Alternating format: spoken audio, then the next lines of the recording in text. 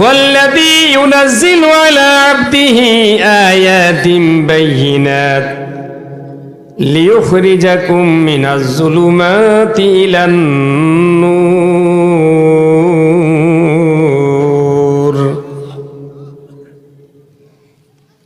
কোরআন এমন একটা ম্যাগনেট, যেই ম্যাগনেটের মাধ্যমে গভীর মাটির তলদেশ থেকে স্বর্ণ অলংকার বের করে নিয়ে আসে না,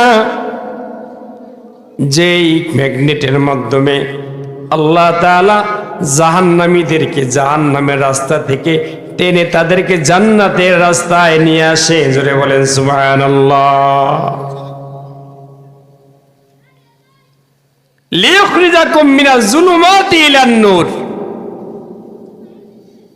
মানুষদেরকে পাপাচার বন্ধ করে নেকের প্রতি নিয়ে আসে, নেক কাজের দিকে নিয়ে আসে, দাবিত করে, উৎসাহিত করে।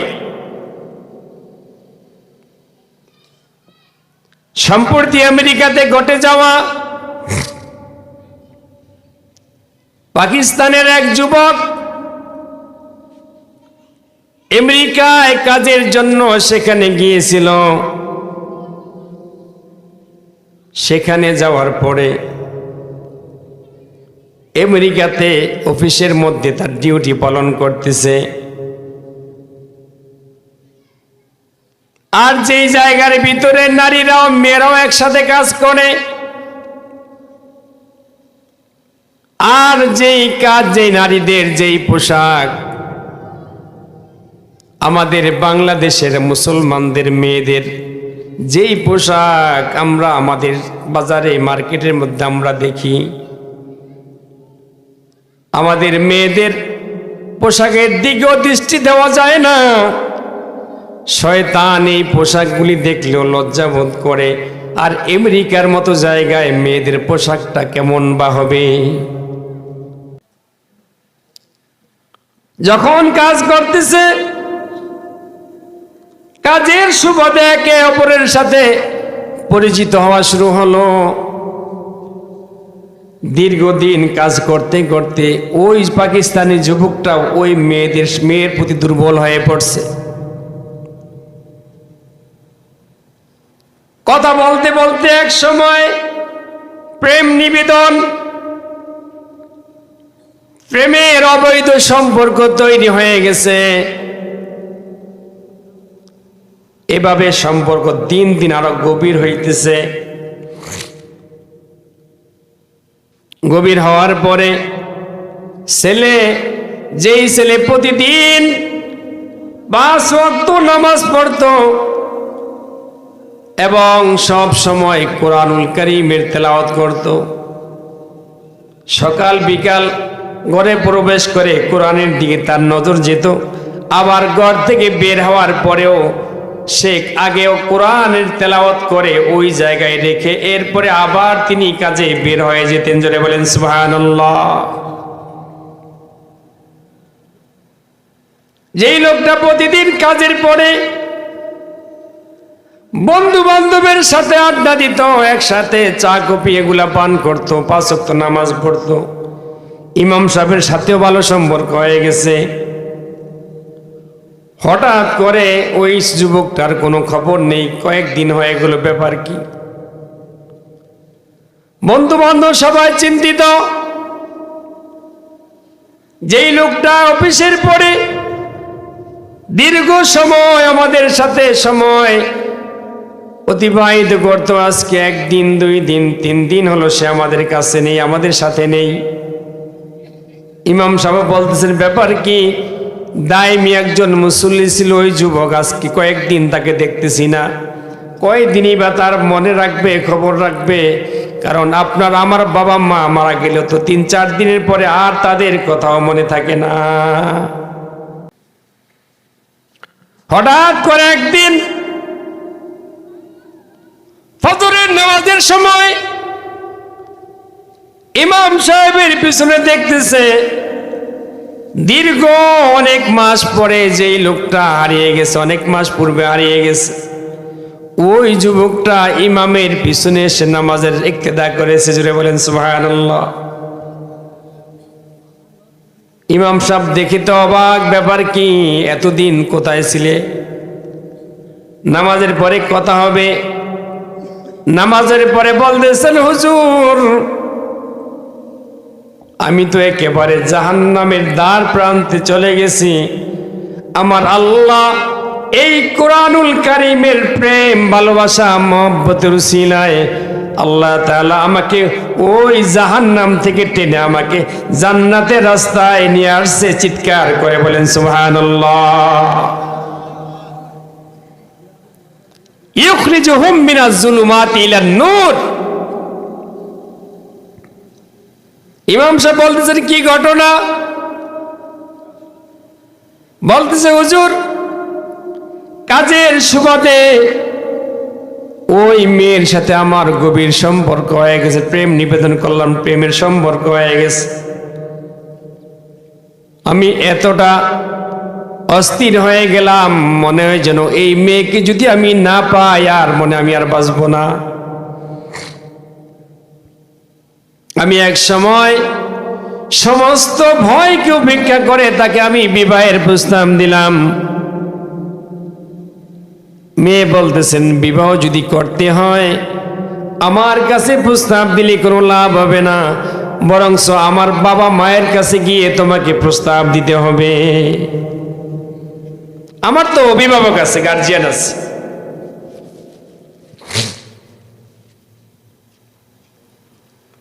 বন্ধুরা আমার, যুবক বলতেছেন, হুজুর আমি এতটা অ্যাডিক্ট হয়ে গেছি,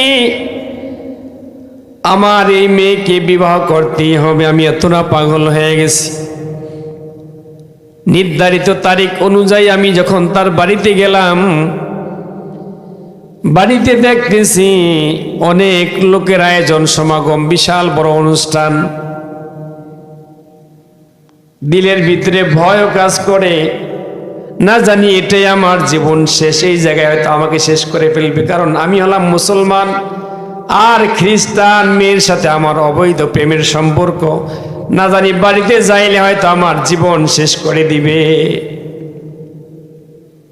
এরপরেও যেহেতু আমি তার জন্য পাগল, কোনো পরোয়া করলাম না, বাড়ির দিকে অগ্রসর হলাম। দেখলাম কয়েকজন মুরব্বী এসে আমাকে রিসিভ করে অভ্যর্থনা করে তার বাড়িতে নিয়ে গেল। ভয়টা কিছুটা হলে কাটছে আমার। এরপরে আমি যখন তাদের সাথে আলোচনা বসলাম, কথা বলা শুরু করলাম, মেয়ের বাবা আমাকে বলতেছেন, ও যুবক তুমি নাকি আমার মেয়েকে বিবাহের প্রস্তাব দিচ্ছ? বলে হ্যাঁ। যদি প্রস্তাব দিয়ে থাকো, তুমি হচ্ছ মুসলমান আর আমার মেয়ে হচ্ছে খ্রিস্টান, আমরা খ্রিস্টান, মুসলমান খ্রিস্টানের সাথে বিবাহ হতে পারে না। হয়তো আমার মেয়ে মুসলমান হবে, নতুবা তুমি খ্রিস্টান হইবা। ও যুবক এই কথা শুনে রাখো, আমার মেয়ের জীবনও যদি চলে যায়, আমার মেয়ে কোশ্চিন কালেও মুসলমান হবে না। যদি আমার মেয়েকে বিবাহ করতে হয় তোমাকে খ্রিস্টান ধর্ম গ্রহণ করতে হবে। যেটা বলেন নাউজুবিল্লাহ, তুমি খ্রিস্টান হওয়া লাগবে, আমার মেয়ে হবে না মুসলমান। যুবক বলতেছেন, হুজুর আমি এতটাই পাগল, মেয়ের জন্য আমি এত পাগল হয়ে গেছি। আমি বললাম আমার খ্রিস্টান হইতেও কোনো আপত্তি নেই। জোরে বলেন সুবহানাল্লাহ, নাউজুবিল্লাহ। আমার খ্রিস্টান হইতে কোনো আপত্তি নেই, তাদের ধর্ম অনুযায়ী খ্রিস্টান হয়ে গেলাম। 2 নম্বর শর্ত হলো, যখন একই টেবিলে তাদের সাথে খানা গ্রহণ করতে বসলাম, খাবারের বিভিন্ন আয়োজন, আইটেম টেবিলের মধ্যে সাজানো, এক পর্যায়ে আমার কাছে একটা গোশত নিয়ে আসলো। বলতেছেন, ও যুবক তুমি যে মুসলমান হইছো, খ্রিস্টান হইছো, এটা আমাদের এখনো বিশ্বাস হয় নাই। এই যে দেখতেছ শুয়োরের গোশত, এটা তোমাকে খাইতে হবে। জোরে বলেন নাউজুবিল্লাহ। কারণ খ্রিস্টানদের কাছে শুয়োর এটা তাদের খাদ্য, একদম উত্তম খাদ্য এটা তাদের কাছে। দেখবেন খ্রিস্টানরা শুয়োর পালে, আমাদের দেশ ঢাকাতেও পাওয়া যায় বিভিন্ন জায়গায়। সংগ্রামী হাজিরিন, ওই যুবক মনে মনে ভাবতেছে, যেহেতু আমি মুসলমান ধর্ম ত্যাগ করছি, খ্রিস্টান হয়ে গেছি, তাহলে এটা খাইতে আমার আপত্তি কোথায়? খাইছে। 3 নম্বর শর্ত হলো, খাবারের পরে টেবিলের ভিতরে ড্রিঙ্ক রাখা আছে, বোতল। আমাদের যুবক সমাজরা তো এগুলা চিনে না, না চিনারই কথা এটা। মাঝে মধ্যে বাবা ট্যাবলেট বিভিন্ন এগুলো একটু চিনে, গাজা মাজা আবিজাবি এগুলা, বোতল বোতল একটু কমে চিনে। এই জন্য বলতেছেন যুবক, তোমার 3 নম্বর শর্ত, তুমি যদি খ্রিস্টান হয়ে থাকো তাহলে আমাদের সাথে এই বোতল পান করতে হবে, এই বোতল খাইতে হবে। বলে আমি তো জীবনে এগুলো কখনো মুখেও নেই নাই। বলে না, তাহলে বুঝবো তুমি এখনো পুরোপুরি খ্রিস্টান হও নাই। সেটাও করলো, খাইল, পান করলো। 4 নম্বর শর্ত, এখন থেকেই তোমার পাকিস্তানের বাবা মার সাথে সম্পর্ক ছিন্ন করতে হবে। কারণ যদি সম্পর্ক ছিন্ন না করো তাহলে হয়তো বাবা মা তোমাকে আবার ইসলাম ধর্মের মধ্যে দীক্ষিত করতে পারে। এই জন্য এখন থেকে আমাদের সামনেই তোমার বাবা মার সাথে সম্পর্ক ছিন্ন করতে হবে। যুবক বলতেছেন, আজকে অনেক বছর বাড়ি থেকে আসলাম, বাবা মার সাথে সাক্ষাৎ নেই। তাহলে অসুবিধা নেই, তাদের সাথে সম্পর্ক ছিন্ন করলে কোনো আপত্তি নেই, কারণ আমাকে তো এই মেয়েকে বিবাহ করতে হবে। করলাম, এখনো বিশ্বাস হয় নাই। কি করতে হবে? তোমার যে কন্ট্যাক্ট নাম্বার আছে, মোবাইল, জিমেল, ইমেল, ফেসবুক যা কিছু আছে এগুলো আমাদের সামনে ডিলিট করতে হবে। যুবক বলেন, সম্পর্কই তো রাখবো না, ডিলিট করলে আপত্তি কোথায়? সেটাও করে দিল। 6 নম্বর শর্ত হলো, শুধু বাবা মার সাথেই সম্পর্ক ছিন্ন করলে হবে না, আমেরিকার যেই জায়গায় তুমি থাকো এই জায়গায় সমস্ত বন্ধু বান্ধবের সাথেও সম্পর্ক ছিন্ন করতে হবে। কারণ তোমার বন্ধু বান্ধব সবাই মুসলমান, আর তুমি একা খ্রিস্টান, তুমি খ্রিস্টান থাকতে পারবে না, তারা তোমাকে আবার মুসলমান ধর্মে দীক্ষিত করবে। যুবক বলেন, হুজুর আমি এতটাই পাগল। আমি বললাম, যেহেতু বাবা মার সাথে সম্পর্ক ছিন্ন করছি, বন্ধু বান্ধব তো কোনো বিষয় না, 2 দিনের ব্যাপার। আজকে যদি আমি আমেরিকা থেকে চলে যাই, কালকে সম্পর্ক আর থাকবে না। করলাম। 7 নম্বর শর্ত হলো, তুমি যে এখানে এদের সাথে সম্পর্ক ছিন্ন করছো, এটা আমি বুঝবো কিভাবে? তাহলে কি করতে হবে? কয়, তাহলে তোমাকে এই প্রদেশে থাকা যাবে না, এই জায়গায় থাকলে তাদের সাথে সাক্ষাৎ হবে, দেখাশোনা হবে। এই জন্য তোমাকে আমার মেয়েকে বিবাহ করে অন্য রাজ্যে চলে যেতে হবে। যুবক বলেন, হুজুর আমি ওই মেয়ের জন্য এতটাই পাগল হয়েছি। বললাম, আপত্তি নেই আমার, সেটাও আমার পক্ষে সম্ভব। খ্রিস্টান ধর্মীয় রীতিতে বিবাহ হয়ে গেল। বিবাহ হওয়ার পরে এবার শ্বশুরের দেয়া শর্ত অনুযায়ী তার সব নিয়ে অন্য প্রদেশে যেতে হবে। ব্যাগের ভিতরে সব কাপড় চোপড় এগুলা ভরলাম। আমার যে অভ্যাস ছিল, প্রতিদিন ঘর থেকে যখন বের হব, কোরআনটা এমন জায়গায় আমি রাখতাম যখন আমার নজরটা ওই কোরআনের দিকে যেত। জোরে বলেন সুবহানাল্লাহ। আমি এখন বের হয়ে যাব, হুজুর আল্লাহর কসম করে বলতেছি,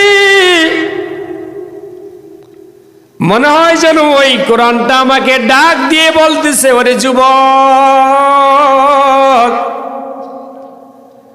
এতদিন তুই আমাকে তেলাওয়াত করলি, আমাকে তুমি মহব্বত করলি।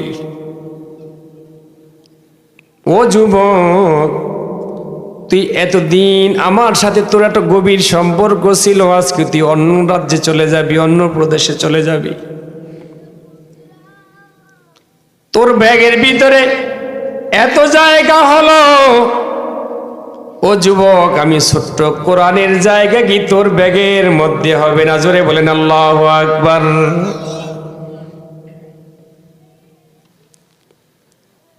বন্ধুরা আমার, কোরআন তো আমাদের দেশে নাজিল করছে আল্লাহ তাআলা রমজান মাসে পড়ার জন্য। আমাদের যুবকরা, আমাদের মা বোনেরা শুধু রমজান মাস আসলে টিকটিকি তেলাপোকার পায়খানা পরিষ্কার করে রমজান মাসের জন্য কোরআনকে খুলে, জোরে বলেন ঠিক না বেঠিক? কবি বলেন, তাকু মে সাজায়া मगर पढ़ता नहीं, ताकू में सजाया मगर पढ़ता नहीं, आँखों में लगाया मगर समझता नहीं।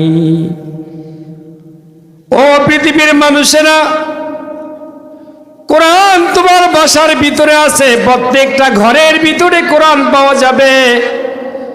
তবে কোরআন তো তাকের মধ্যে সাজিয়ে রাখছো, ওই সুকেসের উপরে, আলমারির উপরে ধুলাবালির মধ্যে কোরআন পড়ে আছে। কোরআন তো তুমি রমজান সারা কোরআন তুমি পড়ো না, জোরে বলেন ঠিক না বেঠি? আঁখু মে লাগায়া মগর সমঝতা নেহি, চোখের মধ্যে লাগাইছো, চোখ লাগাইলে চেহারা সুন্দর দেখা যায়। সুরমা লাগাইছো, সুরমার হাকিকত জানো না। সুরমা কেন লাগায়? আল্লাহ রসুল সুরমা ব্যবহার করছে সুন্নত হিসাবে।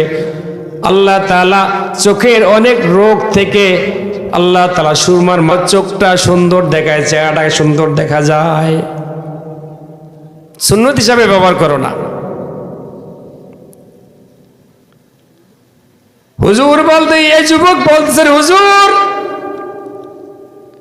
আল্লাহর কসম করে আমি বলতেছি, আমার কানের মধ্যে যেন ওই কোরআনের আওয়াজটা চলে আসছে। ও যুবক, এত প্রেম ভালোবাসা তোর সাথে আমার ছিল,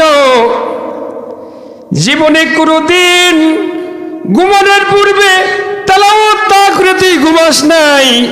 ঘরের মধ্যে ঢুকলে আগে কোরআনটা নিয়ে বুকের মধ্যে জড়িয়ে চুমো খাইতা, বের হওয়ার সময় এই কাজ করতা। আজকে তোমার ব্যাগের ভিতরে সব তুমি ঢুকাইতে পারছো। ও যুবক, ছোট্ট এই কোরআনের জায়গা কি তোমার ব্যাগের মধ্যে হবে না? যুবক বলতেছে, হুজুর আমার মনে হয় যেন ওই আওয়াজটা এখনো কানের মধ্যে আমার বাজতেছে। এই জন্য আমি আর দেরি করলাম না, নিজেকে কন্ট্রোল রাখতে পারলাম না। আমি কোরআনটা নিয়ে, কোরআনটা ব্যাগের মধ্যে আমি বললাম। আমার নববিবাহিতা স্ত্রী বলতেছেন, ওগো স্বামী, তুমি তো মুসলমান হয়ে গেছো, তাহলে আমি তো দেখতেছি এখনো তোমার মুসলমানি তুমি বর্জন করো নাই, এত শর্তের পরেও। বলে, কেন, কিভাবে? যদি তুমি মুসলমান হয়ে থাকো, এই কোরআনের কি প্রয়োজন আছে? কোরআনের তো আর কোনো প্রয়োজন নাই, এটা নেওয়ার বা কি দরকার আছে? এবার যুবক বলতেছেন, হুজুর আমি জবাব দিলাম, আমি কোরআন নিলে অসুবিধা কোথায়? অনেক বড় বড় খ্রিস্টান পাদ্রীদের ঘরেও তো কোরআন আছে। আপনার আমার মতো না, খ্রিস্টান, হিন্দু, বৌদ্ধরা, বড় বড় শিক্ষিতরা কোরআন রিসার্চ করে, যারা আজকে বৈজ্ঞানিক হয়েছে, কোরআনকে রিসার্চ করেই তারা বৈজ্ঞানিক হয়েছে। কোরআন অনুযায়ী তারা কোরআনকে সব সময় তারা রিসার্চ করে, কোরআন থেকে নতুন নতুন তথ্য আবিষ্কার করে, নতুন নতুন বস্তু তারা আবিষ্কার করে কোরআন দিয়ে। আমরা তো মনে করছি কোরআন হুজুররা পড়বো, হাফেজ সাহেবরা পড়বো, আলেমরা পড়বো, আমাদের মা বোনেরা রমজানে পড়বো, এই জন্যই কোরআন। আর যদি বলা হয় এই কোরআন দিয়ে দেশ চলবে, সমাজ চলবে, দেশের শাসনকর্তা এই কোরআন অনুযায়ী দেশকে পরিচালনা করবে, তাহলে বলবেন হুজুর এটা আপনাদের কাজ না। কথা বলেন ঠিক না বেটি? আপনারা ইমামতি করবেন, ওয়াজ করবেন, নামাজ পড়াইবেন, এটা আপনার দায়িত্ব। বলতেছে হুজুর আপনার রাজনীতি কথা কেন বলবেন? আরে মিয়া, রাজনীতি তো আমরা আপনাদেরকে শিখাইতেছি, আর আমাদেরকে শিখাইছে নবী মুহাম্মদুর রাসূলুল্লাহ সাল্লাল্লাহু আলাইহি ওয়াসাল্লাম। আল্লাহ রাসূলের চাইতে বড় রাজনীতিবিদ পুরো ওয়ার্ল্ডের ভিতরে আর কে আছে বলেন? ঠিক না বেটি? কষ্ট লাগে, ঠিক কইতে কষ্ট লাগে, ঠিক কইতে কষ্ট লাগে। এখন আমি রাজনীতি করুম না, ভয় পেন না। ইমাম সাহেবরা যদি ইসলামের হুকুমতের কথা বলে, ইনসাফের কথা বলে, তাহলে ইমাম সাহেব এখন রাজনীতিবিদ হয়ে গেছে, এই ইমামকে দিয়ে আর চলবে না। আল্লাহ রাসূল শিখিয়ে গেছেন আমাদেরকে কিভাবে তোমার ব্যক্তিগত জীবন পরিচালনা করতে হয়, কিভাবে তোমার পারিবারিক জীবন, সামাজিক জীবন, রাষ্ট্রীয় জীবন কিভাবে পরিচালনা করতে হয়। এই কোরআনের ভিতরে আছে কি নাই? চিৎকার করবেন, আছেন কি নাই? তাহলে এটা বললে আপনার সমস্যা কোথায়? এই কথা কে বলবো? মসজিদের ইমামতি আর খতিবগিরি শুধুমাত্র নামাজের মধ্যেই শেষ? আরে মসজিদ ছিল রাসূলের সংবিধান, সংসদ ভবন। হযরত ওমর ফারুক রাদিয়াল্লাহু তাআলা অর্ধজাহানের শাসক ছিল। হযরতে ইউসুফ নবী আলাইহিস সালাম মিশরের প্রধানমন্ত্রী ছিল। সুলাইমান আলাইহিস সালাম পুরো পৃথিবী শাসন করছে। বাদশাহ জুলকারনাইন পুরো পৃথিবীর বাদশাহ ছিল। এরা আলেম ছিল না সবাই? কথা বলেন না কেন? ওমর বিন আব্দুল আজিজ রাহমাতুল্লাহি আলাইহি তিনি দেশ পরিচালনা করছিলেন ইনসাফের সাথে, সততার সাথে। আর এই কথা বললে হুজুর রাজনীতিবিদ হয়ে যায়। এই জন্য বলছিলাম বড় বড় খ্রিস্টানদের কাছে কোরআন আছে। যুবক বলতেছেন হুজুর আমি আমার স্ত্রীকে বললাম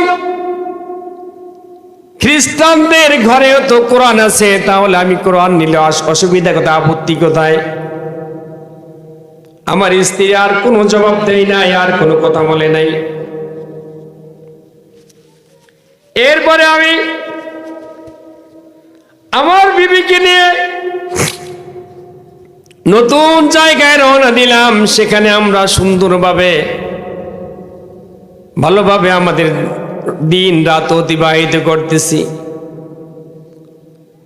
আমি অফিসে যাই, আবার বাসায় আসি। এখানে নতুন জায়গা, পরিচিত কেউ নেই, বন্ধু বান্ধব নেই, স্ত্রীর সাথে সময় কাটাই। একদিন অফিস থেকে এসে আমি দেখতেছি যেই জায়গায় নতুন বাসায় আমি কোরআনটা রাখছিলাম, ওই জায়গায় আমি যাতে বাসা থেকে বের হওয়ার সময় আমার নজরটাই কোরআনের দিকে যায়।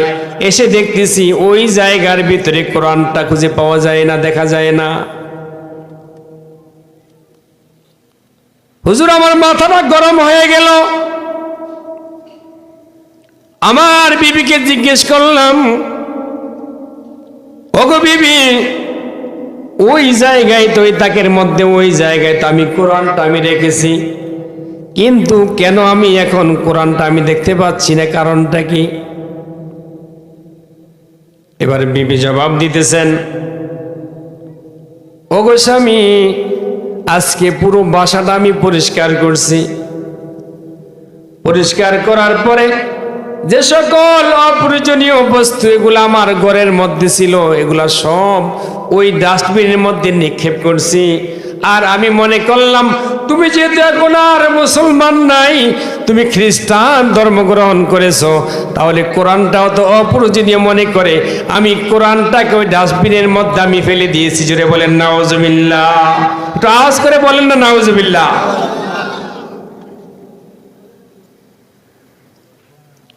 হুজুর, আমার মাথাটা ঠিক ছিল না, মাথাটা গরম হয়ে গেল। স্ত্রীকে বললাম, ও বিবি, কি করছো তুমি?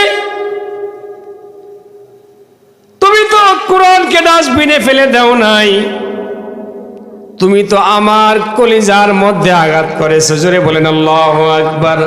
আমার হৃদয়ের মধ্যে আঘাত করছো হুজুর। যখন আমার বিবির জবান থেকে এই কথাটা আমি শুনলাম, আমার হৃদয়ের মধ্যে রক্তক্ষরণ শুরু হয়ে গেল। আর দেরি করলাম না, মুহূর্তের মধ্যে আমি ওই ডাস্টবিনের কাছে গিয়ে দেখলাম ময়লার ভিতরে কোরআনটা পড়ে আছে। জোরে বলেন নাউজুবিল্লাহ। আমি তাড়াহুড়া করে আমার শরীরের জামা কাপড় দিয়ে কোরআনটাকে পরিষ্কার করে বুকের মধ্যে জড়িয়ে রাখলাম।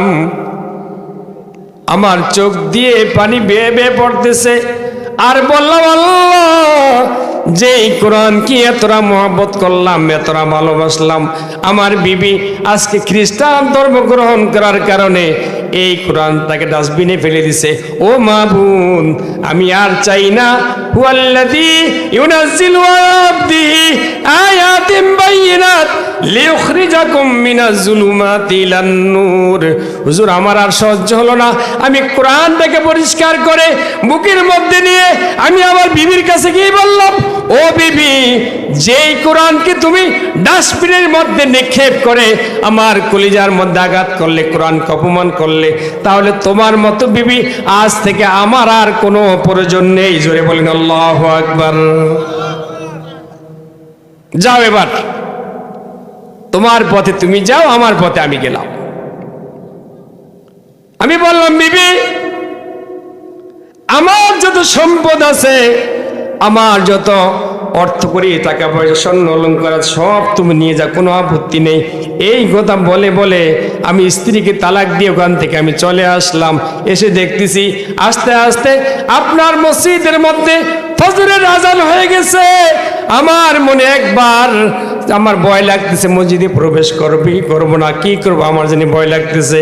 আবার কে যেন আমাকে ডাক দিয়ে বলতেছে, ওরে যুবক, তুই তো জাহান্নামের মধ্যে চলে গেলি, জাহান্নামের দ্বার প্রান্তে চলে গেছো, আর দেরি করো না, তাড়াতাড়ি তওবা করে তুমি ইমাম সাহেবের পিছনে গিয়ে তাড়াতাড়ি নামাজের ইক্তেদা করে। জোরে বলেন সুবহানাল্লাহ।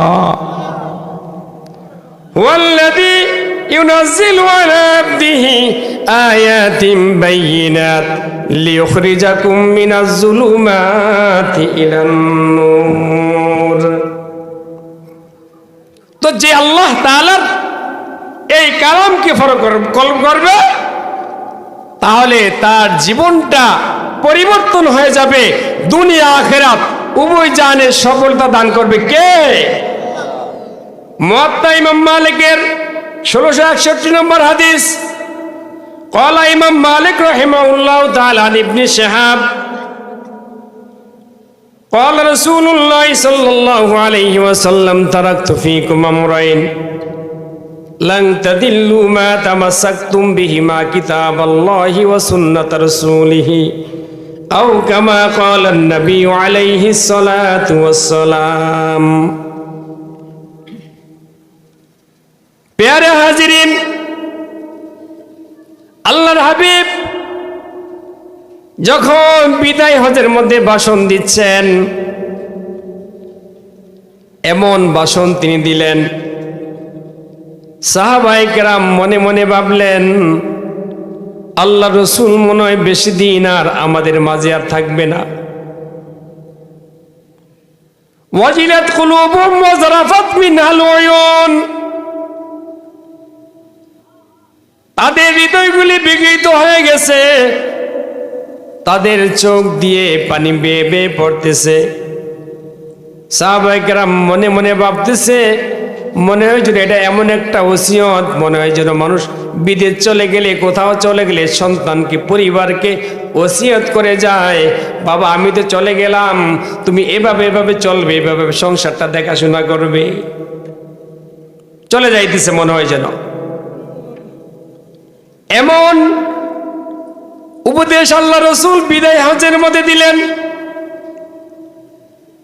সাহাবায়ে কেরামের বুঝতে আর বাকি ছিল না, আল্লাহ রসুল হয়তো বেশি দিন আমাদের মাঝে আর থাকবে না।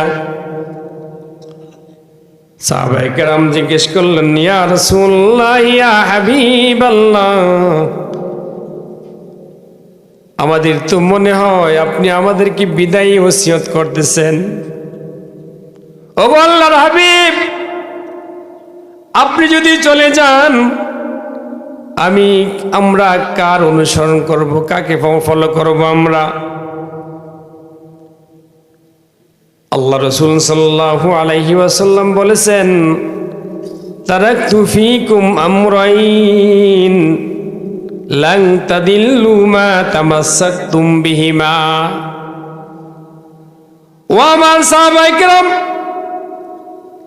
পৃথিবীর মধ্যে কোনো মানুষ চিরস্থায়ী থাকতে পারে নাই, পারবেও না, আমিও পারবো না রে বাবারা। হয়তো এখানে আছে, এখন কথা বলতেছি, বাড়িতে বেবি বাচ্চারা অপেক্ষা করতেছে, হয়তো বা বাড়িতে নাও যেতে পারি। আজকে এই তো ঘটনা, মানিকার হাটে 3 জন জায়গায় স্পটে ডেট হয়ে গেছে, মারা গেছে। কত স্বপ্ন নিয়ে বাড়িতে যাবে, পরিবারের সাথে সাক্ষাৎ করবে, কে যেন ডাক দিয়ে বলতেছে, ও আব্দুল্লাহর মা, তোমার স্বামী অমুক জায়গায় অ্যাক্সিডেন্ট করছে, তোমার স্বামী আর দুনিয়ার ভিতরে নেই, তোমার স্বামী চলে গেছে। ও আব্দুল্লাহ, তোর বাবা ঢাকা থেকে আসার পথেই তো জায়গায় মারা গেছে, ইন্তেকাল করছে। বন্ধুরা আমার, কবরে কি নিয়ে যাইবা?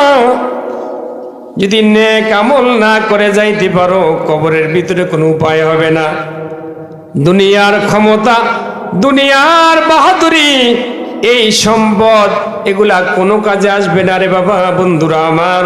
সুতরাং নেক আমলের কোনো বিকল্প নেই, কথা বলেন ঠিক না বেঠি?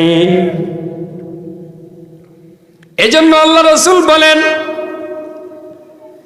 আমিও তোমাদের মাঝে চিরকাল বেঁচে থাকবো না, তবে আমি চলে যাচ্ছি। তারাকতু ফীকুম আমরাইন, তোমাদের মাঝে আমি 2টো বস্তু রেখে যাচ্ছি।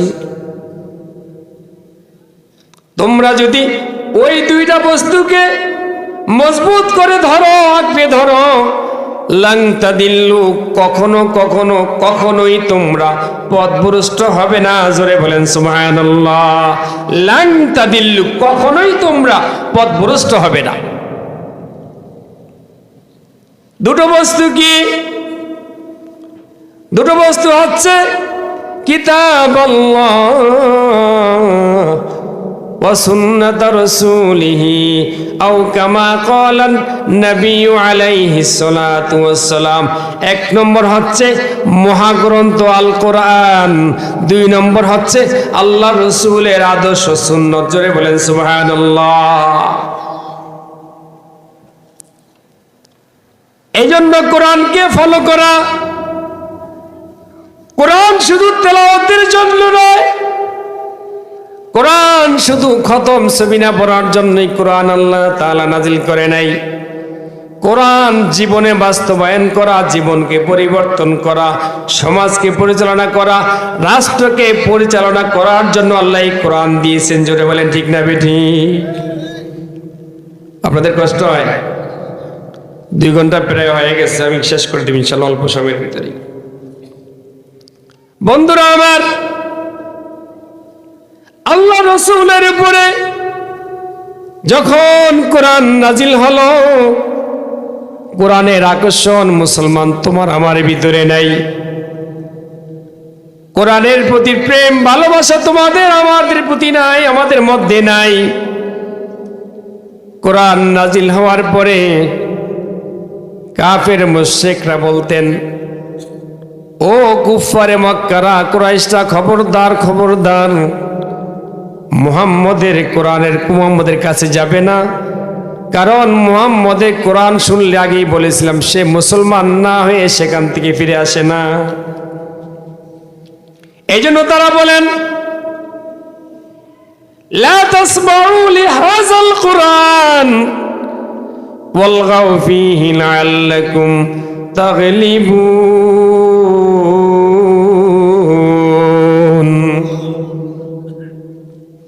খবরদার খবরদার, মুহাম্মদের কোরআনের তেলাওয়াত তোমরা শুনবে না। কারা বলতো বলেন তো, কারা বলতো?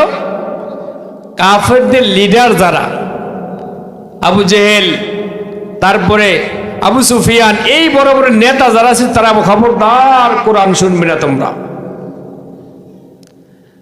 লা তাসমাউ লিহাযাল কুরআন, খবরদার তোমরা কখনো মুহাম্মদের তেলাওয়াত শুনবে না। এজন্য তারা মানুষদেরকে কোরআনের তেলাওয়াত থেকে বিরত রাখতে বাধা দিত, যাতে তারা মুহাম্মদের তেলাওয়াত না শ্রবণ করে। আল্লাহর হাবিব সাল্লাল্লাহু আলাইহি ওয়াসাল্লাম গভীর রজনীতে বাইতুল্লাহর মধ্যে কোরআনের তেলাওয়াত করে তাহাজ্জুদ নামাজ পড়ত। তিনি শব্দ করে তাহাজ্জুদের নামাজ পড়ত। আর আবু জেহেল দিনের বেলায় যে মানুষদেরকে বাধা প্রদান করত, রাত্রের বেলায় সে গোপনে গোপনে গিয়ে মুহাম্মদের কোরআনের তেলাওয়াত শুনতো। জোরে বলেন সুবহানাল্লাহ। সিরাত ইবনে হিশামের মধ্যে লিখেন, আবু জেহেল, আবু সুফিয়ান,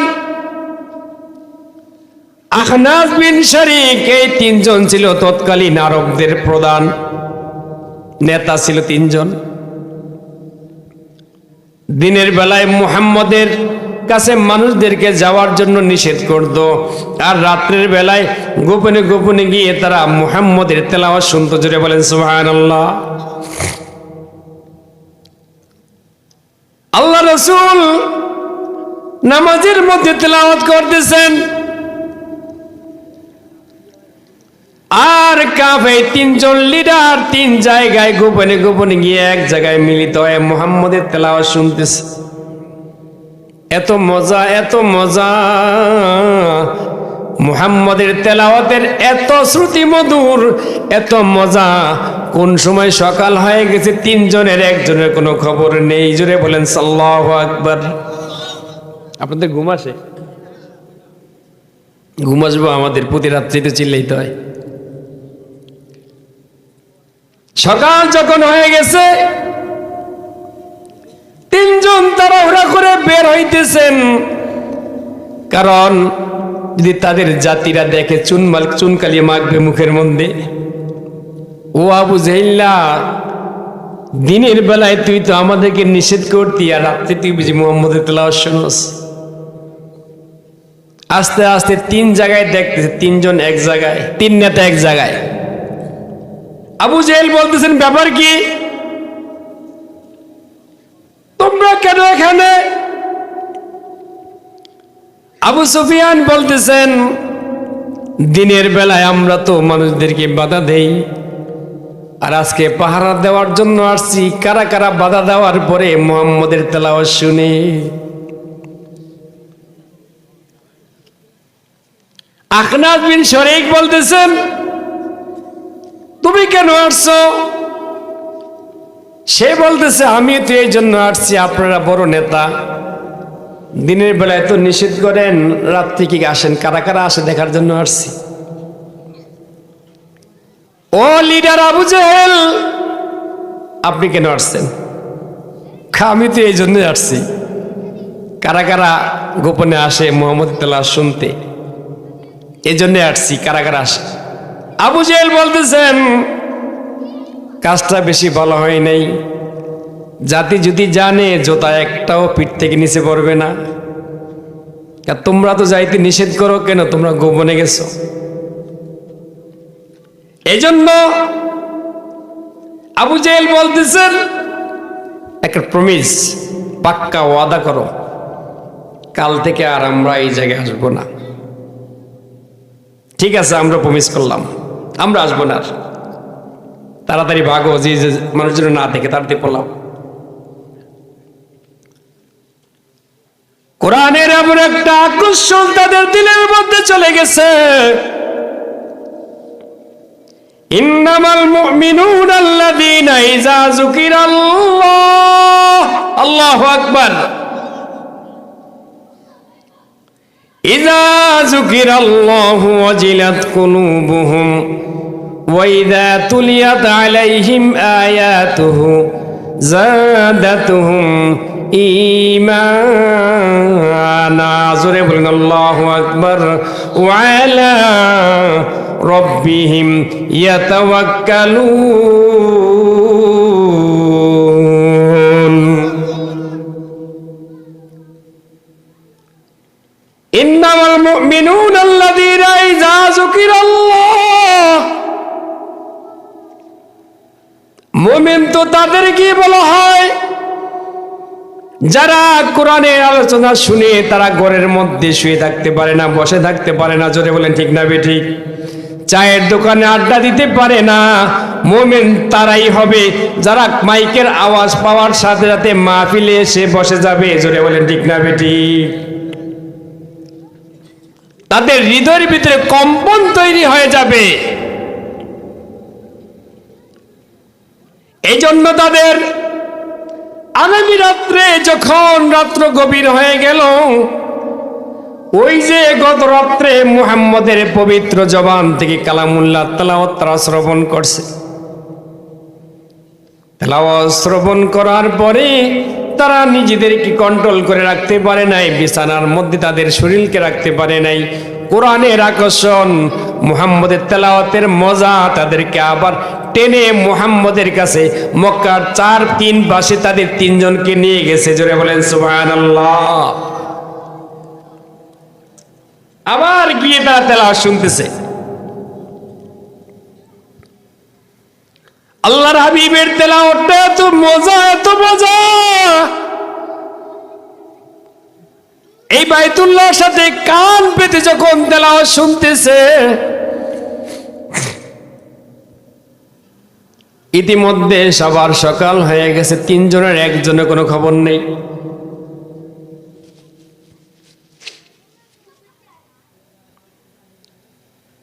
সকাল যখন হয়ে গেছে, বাইতুল্লাহর মধ্যে মুয়াজ্জিন আযান দিয়ে দিছে।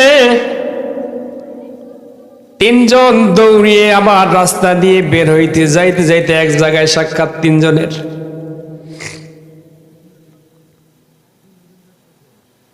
আবু জেহেল বলতেছেন, ব্যাপার কি? গত রাত্রি তো প্রমিস করলে আর আসবে না, আজকে কেন আসছো?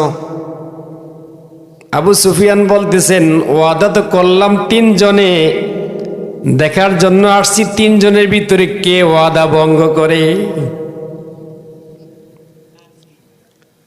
আখনাস বিন শারিক বলতেছেন, আমিও তো এজন্য আসছি, কার ওয়াদাটা কতটা মজবুত, কতটা শক্তিশালী ওয়াদা, এটা দেখার জন্য আমি আসছি।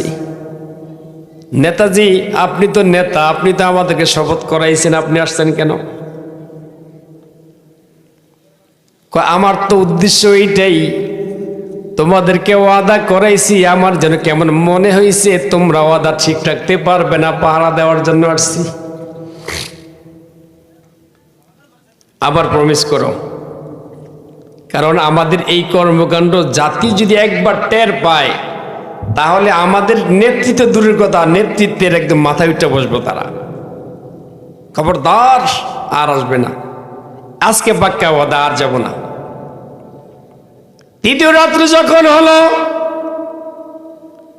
ওয়াইদা তুলিয়াত আলাইহিম আয়াতুহু যাদাতুহুম ঈমানা।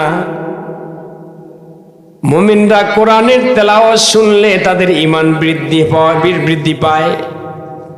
আপনার আমার হয় না, কারণ আমাদের ঈমান তো এত শক্ত না, ওই পরিমাণ মুমিন হতে পারি নাই। এই জন্য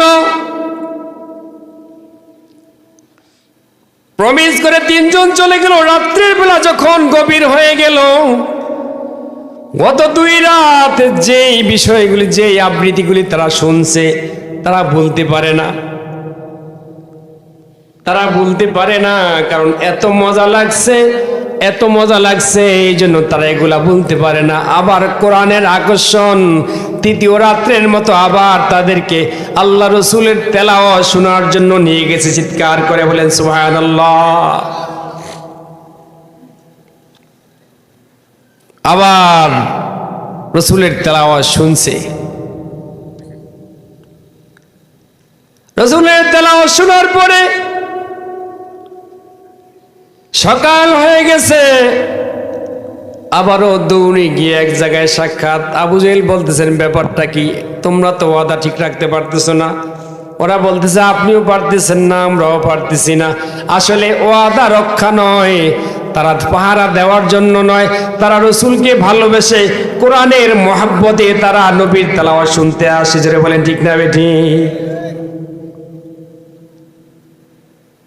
বিভিন্ন জায়গায় দেখছি অনেক হিন্দুরাও কিন্তু ওয়াজ মাহফিল শুনে, কিন্তু মাঠে আসে না, পাশে শুনি।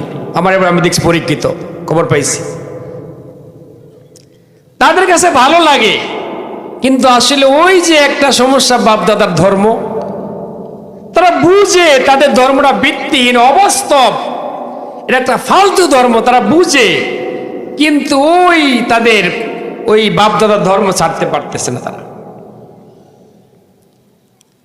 চলে গেছে 3 জন, যে না এগুলা করা যাবে না, একবার আজকের কাছ থেকে আরেক পুরাপুরি কথা ফাইনাল। সকালবেলা আখনাস বিন শরীক আবু সুফিয়ানের বাড়িতে চলে গেলেন। ও নেতা আবু সুফিয়ান, গত 3 রাত্রে মুহাম্মদের তেলাওয়াত তুমিও শুনছো, আমিও শুনছি। মুহাম্মদ এবার বলো, ও আবু সুফিয়ান তুমি জবাব দাও, মুহাম্মদের এই যে আবৃত্তি করলো শুনলাম, তোমার কাছে কেমন মনে হয়েছে, কেমন লাগছে? আবু সুফিয়ান বলতেছে,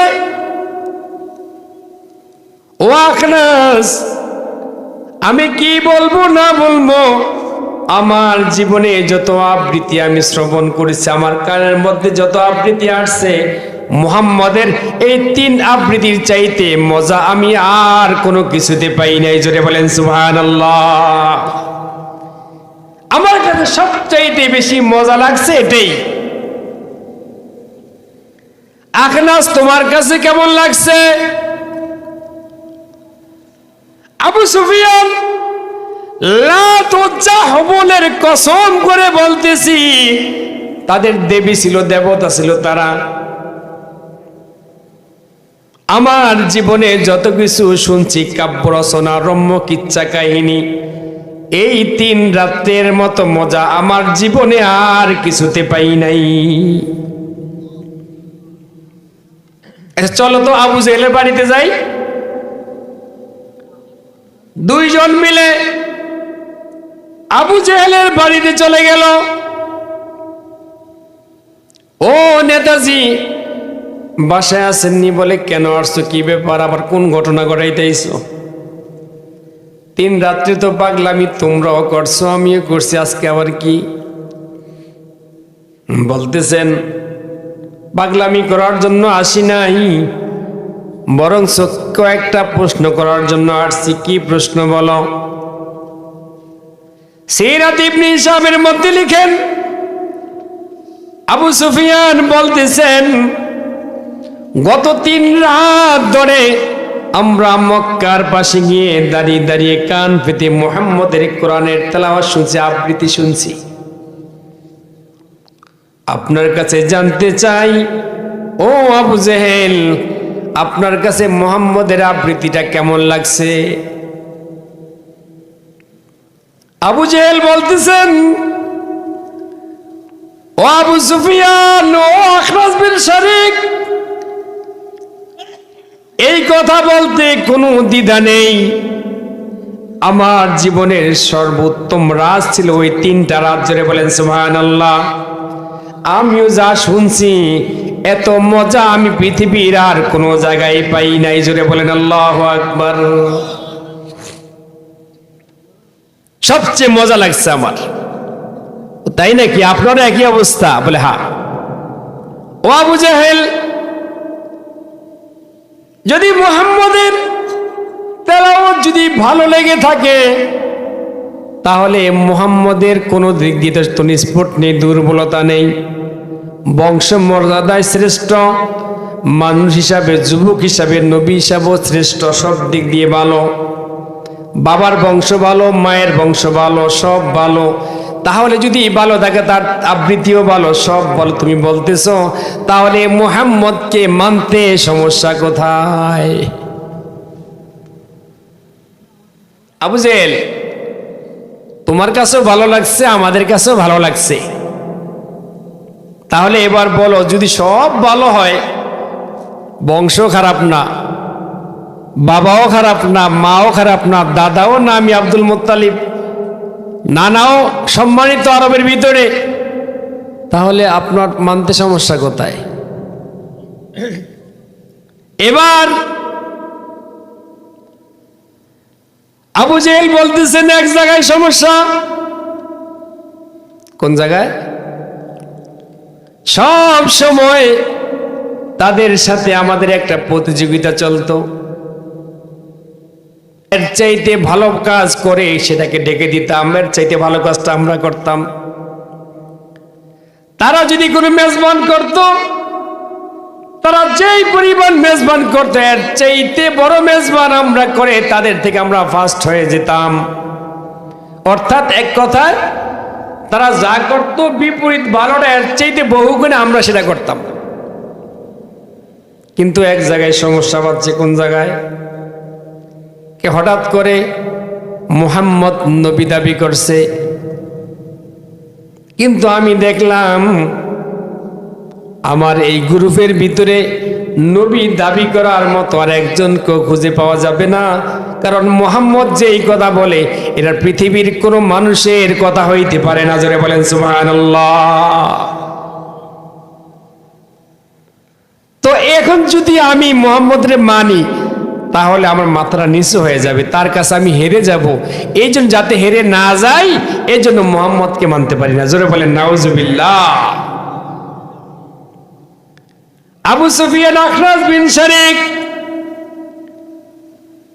এরা এক সময় তারা মুসলমান হয়ে গেছে। আল্লাহু আকবার। আল্লাহ রব্বুল আলামিন তাদেরকে ইসলামের পতাকা তলে নিয়ে আসছে, কিন্তু পুরা কাফাইলা আবু জেহেল আল্লাহ কালেমা পড়ার তৌফিক দেয় নাই। বন্ধুরা আমার, এজন্য যারা এই কোরআন শুনে মুসলমান, তুমি আমি কোরআন শুনলে কোরআনের কোনো মর্যাদা দিতে জানি না, কোরআনের মাহফিলে আসতে পারি না, মসজিদে শুক্রবার দিন কোরআন শোনার ভয়ে খুতবার সময় গিয়ে তুমি মসজিদে উপস্থিত হও। জোরে বলেন ঠিক না বেঠিক? কোন সময় হুজুরে খুতবা দিব? এই সময় যাও মসজিদে। আরে আকেল না হো গাফিল, अरे आकिल न हो गाफिल, तुझे दुनिया से जाना है कि एक दिन खुदा को भी अपना मुंह दिखाना है, कि एक दिन खुदा को भी अपना मुंह दिखाना है। जगह जी लगाने के लिए ये दुनिया नहीं है, ये इबरत की जगह है, तमाशा नहीं है। আরে মিয়া, চাষাবাদ সম্পদ এগুলা সারা জীবন করতে পারবা, নামাজের সময় হয়ে গেলে মসজিদে হাজিরা দাও। আল্লাহ তাআলা তোমার রুজির মধ্যে, তোমার ব্যবসার মধ্যে, কৃষি কাজের মধ্যে আল্লাহ তাআলা বরকত দিয়ে দিবে। জোরে বলেন ঠিক না বেঠিক? ও বাড়িতে মা বোনেরা, নামাজে অবহেলা করা যাবে না, পর্দাবশীরা রক্ষা করতে হবে।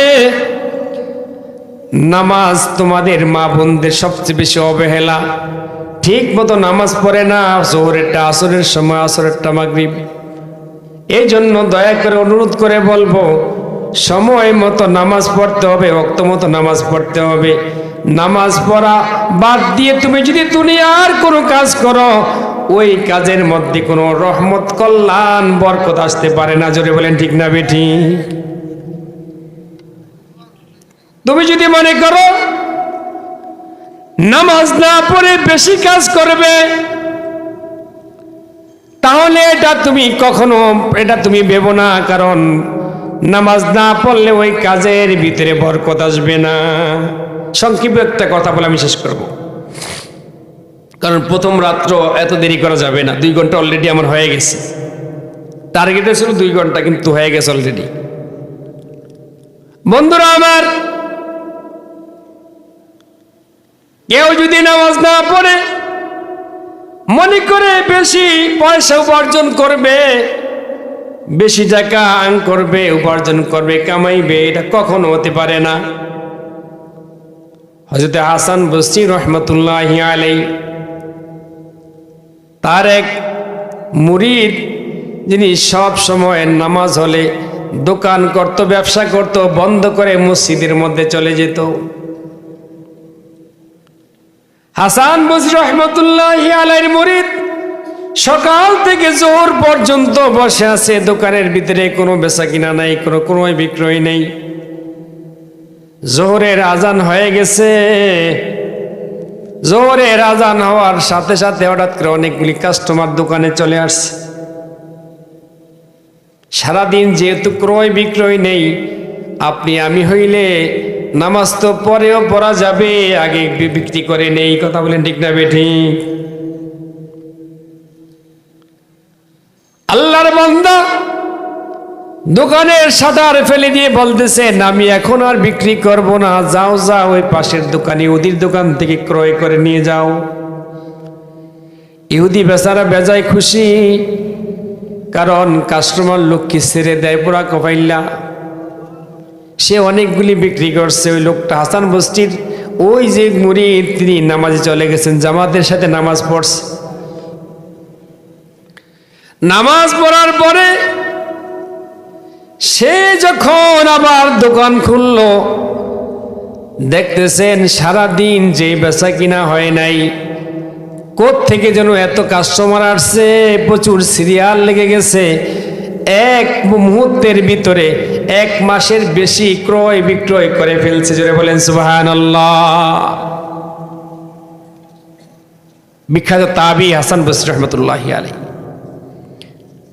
আল্লাহর বান্দা আসরের নামাজে গেছে,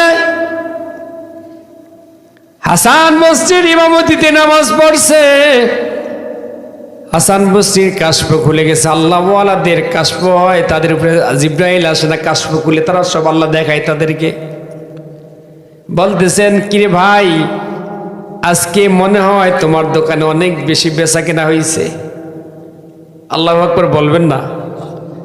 বলে আলহামদুলিল্লাহ হুজুর, আলহামদুলিল্লাহ, অনেক বেচা কেনা হয়েছে, অনেক বিক্রি হয়েছে। যা হয়েছে 1 মাসের মধ্যে না বেচতে কোনো অসুবিধা নেই।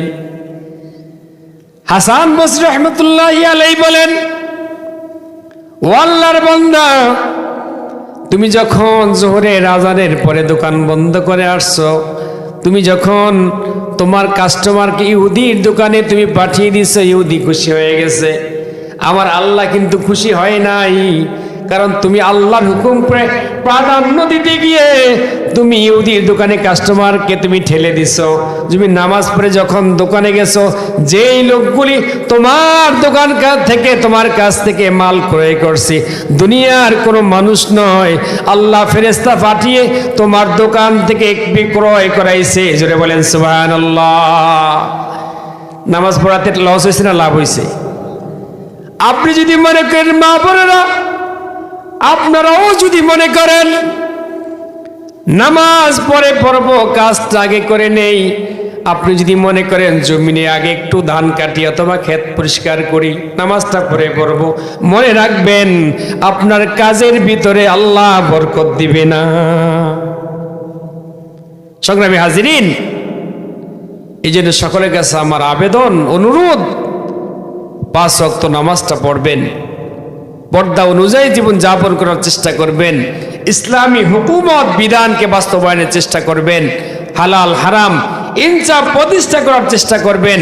যে শহীদ শরীফ ওসমান হাদি যে দেশকে দেখিয়ে দিয়েছেন, বাংলাদেশের মানুষকে দেখে পুরো বিশ্বকে দেখিয়ে দিচ্ছেন ইনসাফ প্রতিষ্ঠার জন্য, ন্যায় সাম্য প্রতিষ্ঠার জন্য নিজের জীবন বিলীন দিতে হলো, কোনো দ্বিধা করা যাবে না। কথা বলেন ঠিক না বেঠি? আল্লাহ তাআলা তার কবরকে জান্নাতের উচ্চ মাকামে পরিণত করুন, সকলে বলি আমিন।